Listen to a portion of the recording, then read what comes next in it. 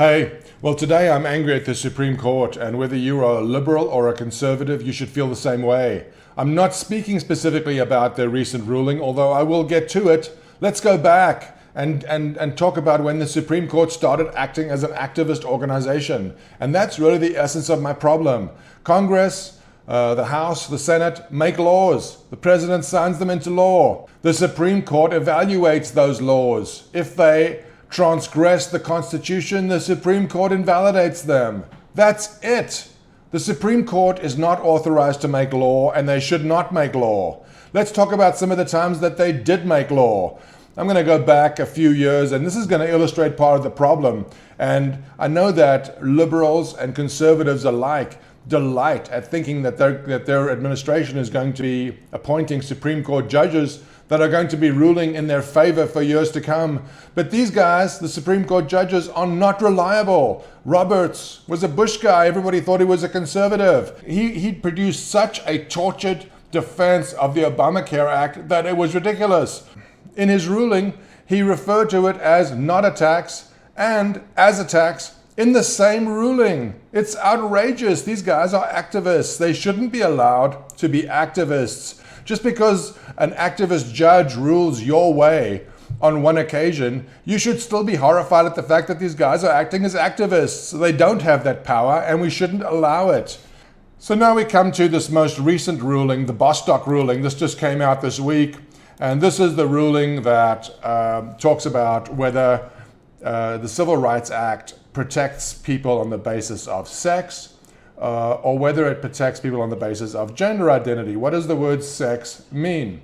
So let's put our personal thoughts aside on whether we're in favor of LGBTQ rights or not. We're not talking about that issue. We're talking about activist judges on the Supreme Court.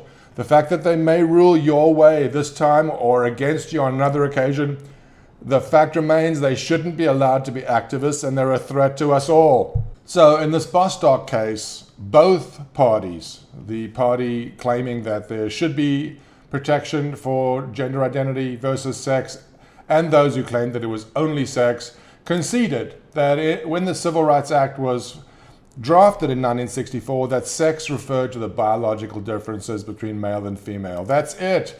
And Congress does know the difference. They have passed many laws, hate crime, sexual orientation discrimination, that does make a distinction between sex and gender orientation, and so they can amend the law if they wish to.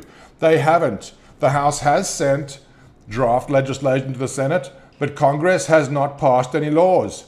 That's it. Congress is the entity that passes laws, not the Supreme Court. How is the Supreme Court now twisting language to say that sex means something different to what it meant when this legislation was drafted? Congress is the only entity that has the ability to change the intent of their legislation. And now that this has been made law, the consequences are really the chickens are gonna come home to roost. Now it's gonna be impossible to keep men out of women's bathrooms, men in skirts no less. It's gonna be impossible to stop men from competing in women's sports, weightlifting even. I have nothing against the LGBT community, and I wish everybody peace and tranquility in their life.